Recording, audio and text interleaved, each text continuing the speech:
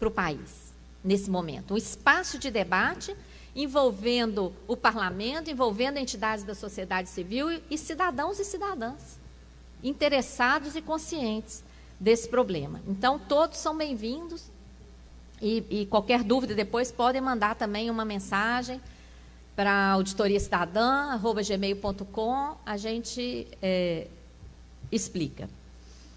O deputado Jefferson falou da questão das isenções fiscais. Como eu disse, essa questão tributária poderia ser objeto de uma outra audiência pública, porque realmente é um tema muito vasto. As isenções exigem leis que as aprovem. Então, isso é que é muito grave. É a questão da institucionalização do privilégio. Como no caso da dívida também. Sempre se consegue a aprovação de leis. Todas as isenções têm que estar previstas em lei. E, para entrar nesse debate, tem realmente que fazer uma radiografia dessas isenções. Porque algumas isenções teriam a justificativa de incentivo a determinado setor, para aquele setor estratégico se desenvolver em benefício da sociedade. Agora, outras isenções não têm justificativa. As isenções para exportação, por exemplo. Por quê? Por que isenção para exportação?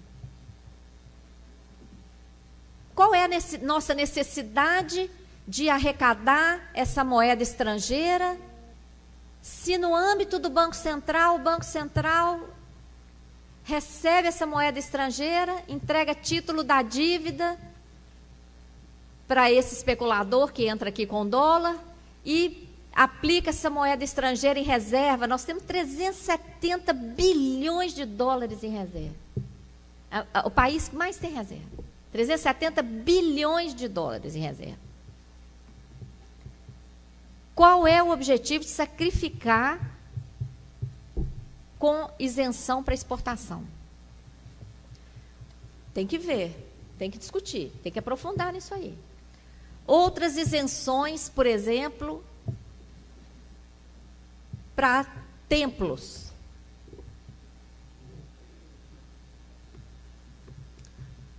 Isenções para instituições de ensino.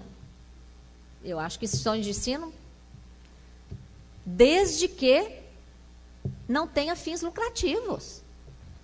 Porque qual é a justificativa de isenção para instituições de ensino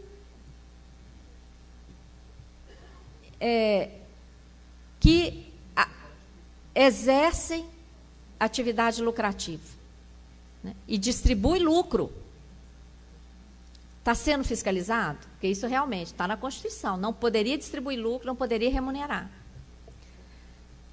Olha, são isenções perversas, embutidas em diversas atividades econômicas,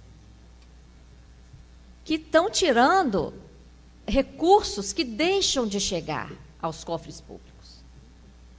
Nós temos que entrar nesse debate. A sociedade é que está sendo subtraída desses recursos. A sociedade concorda com isso? Se a sociedade concorda, ok. Agora, se não há transparência, se não se sabe, e a sociedade está sendo chamada a pagar uma conta sem ter ideia, aí isso aqui não dá. Porque, de um lado, a receita está sendo mitigada por isenções e incentivos fiscais. Incentivos fiscais também totalmente obscuros. Desonerações. Na área, por exemplo, da Seguridade Social, da Previdência, eu acredito que a Denise vai abordar isso, as desonerações para empresas que deixaram de recolher a contribuição e no minuto seguinte desempregaram,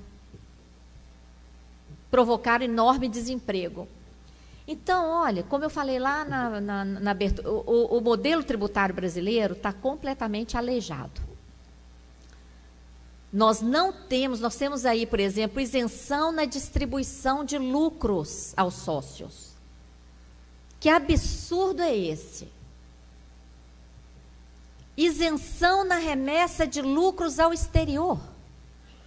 Quer dizer que a empresa estrangeira vem aqui,